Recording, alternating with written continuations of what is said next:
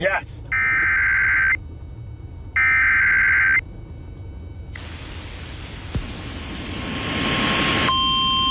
Seems to be.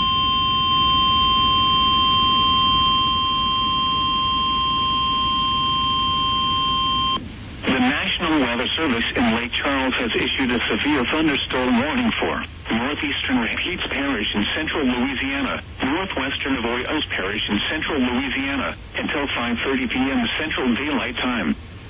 At 4:28 p.m. Central Daylight Time, a severe thunderstorm was located near Alexandria, moving east at 40 miles per hour. Hazard, quarter-size hail. Source, radar indicated. Impact, damage to vehicles is expected. Locations impacted include Alexandria, Pineville, Kingsville, Deville, Libuse, Esler Regional Airport, Kolin, Centerpoint, and Holloway. This includes Interstate 49 between mile markers 78 and 87. A tornado watch remains in effect until 7 p.m. Central Daylight Time for central Louisiana. For your protection, move to an interior room on the lowest floor of a building.